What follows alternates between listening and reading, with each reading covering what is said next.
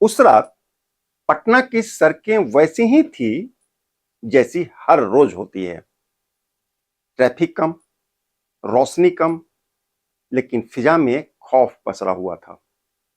गली में एक खामोशी थी, एक सन्नाटा पसर चुका था, क्योंकि थोड़ी देर पहले इस गली में एक सफेद स्कॉर्पियो रुकी थी। एक आदमी चिल्लाया था, बचाओ बचाओ, पर उसको बचाने की हिम्मत वहां मौजूद किसी में नहीं था। इसके बाद अगले 11 दिनों तक उस आदमी का कुछ भी पता नहीं चला, जैसे वह जमीन से गायब हो गया हो या उसको आसमान निकल गया हो। कौन था वह कारोबारी? क्या है पूरा मामला? आज के अंजुमन में आपको बताएंगे सिहरन पैदा करने वाली अपहरण की एक कहानी। आप हमारे साथ अंत तक बने रहिए।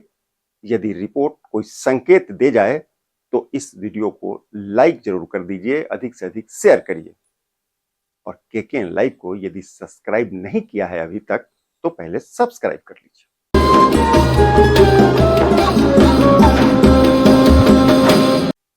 अंजुमन में आपका स्वागत है। नमस्कार, मैं हूं कौशलेंद्र झा। तारीख थी 6 जनवरी 2004।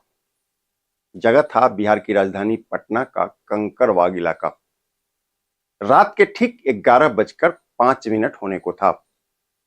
पटना के एक कारोबारी सुशील कुमार अपनी मारुति वैन से घर लौट रहे थे। वो अपने घर के बहुत करीब पहुंच चुके थे। तभी एक सफेद स्कॉर्पियो उनको ओवरटेक करके उनके कार के आगे आकर अचानक खड़ी हो जाती है। स्कॉर्पियो से 4 नकाबपोश उतरते हैं और हथियार लहराते हुए कारोबारी को उनके कार से उतारकर अपने साथ लेकर गुम हो जाते हैं। यह पूरा घटनाक्रम 10 से 15 सेकंड के बीच ही पूरा हो गया था। न कोई शोर, न कोई हंगामा। किसी को कुछ समझ नहीं आ रहा था कि एक्चुअल में हुआ क्या है।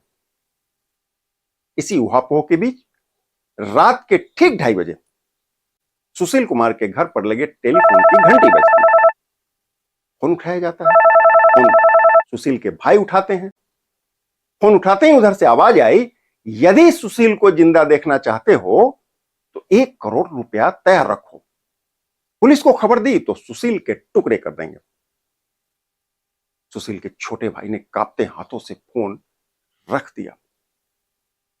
तस्वीर साफ हो गई। सुशील कुमार का अपहरण हो चुका था।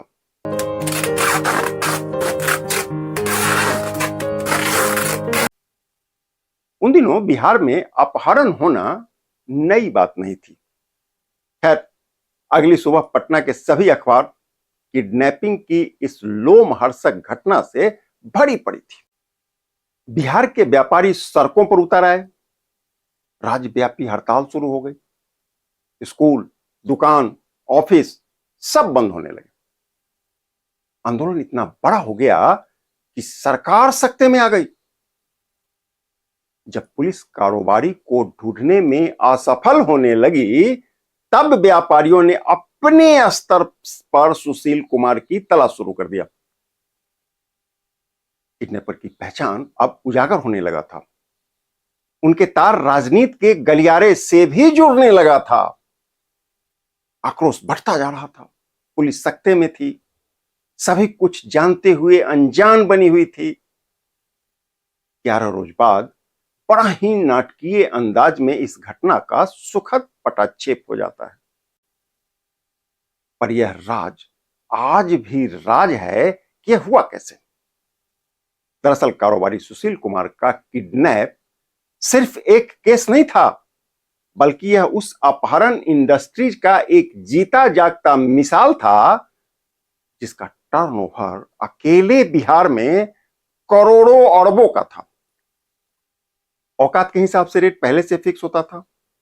जानकारी के मुताबिक डॉक्टर का रेट 10 लाख, इंजीनियर का 15 लाख, कॉन्ट्रैक्टर का रेट 20 लाख, यह पहले से तय था।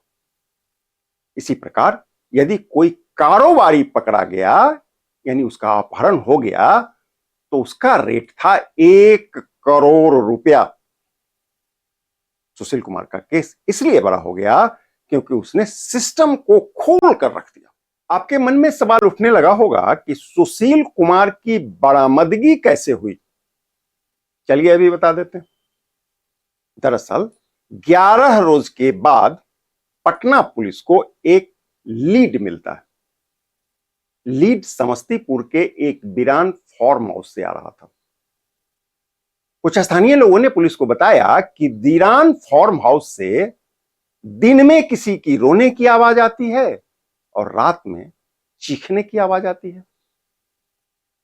पटना पुलिस ने आनन फानन में 8 गाड़ियों का एक काफिला तैयार किया और बिना किसी सूचना के उस फार्म हाउस पर रेड मार दिया। पुलिस ने देखा कि फार्म हाउस के दरवाजे पर ताला लटक रहा था। इसके बाद पुलिस ने कमरे का दरवाजा तोड़ दिया। कमरे के भीतर कारोबारी सुशील कुमार बेहोश पड़े हुए थे। उनको रस्सियों से बांधकर वहां रखा हुआ था। सुशील कुमार का चेहरा बुरी तरीके से सूजा हुआ था। ऐसा लगता था कि उनकी पिटाई हुई है और शरीर पर सिगरेट से जलाने के कई निशान थे। ताज्जुब की बात यह कि वहां कोई भी किडनैपर मौजूद नहीं था। मतलब पुलिस के आने की सूचना किडनैपर के पास पहले से थी। खैर, पटना पुलिस ने राहत की सांस ली और इस तरह से कारोबारी सुशील कुमार को बरामद कर लिया गया। बाद में कारोबारी सुशील कुमार बिना किसी को कुछ बताए पटना छोड़कर चले गए। दूसरी ओर पुलिस ने इस सिलसिले में कुछ लोगों को गिरफ्तार किया, लेकिन बाद में सभी की जमानत हो गई। जमानत पर वो रिहा हो गए। ताज्जुब की बात यह कि इस घटना के मास्टरमाइंड का पुलिस के पास पहले से कोई रिकॉर्ड मौजूद नहीं था। अब बड़ा सवाल यह कि क्या यह पुलिस की कामयाबी थी या सभी कुछ पूर्व नियोजित योजना के मुताबिक हो रहा था।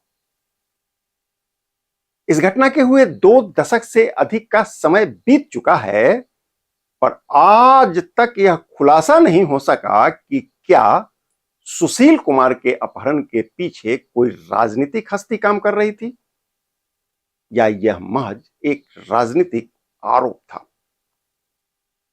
आज भी बिहार के लोग यह नहीं समझ पा रहे हैं कि इतना हाई प्रोफाइल अपहरण कांड को पुलिस ने इतने हल्के में क्यों लिया।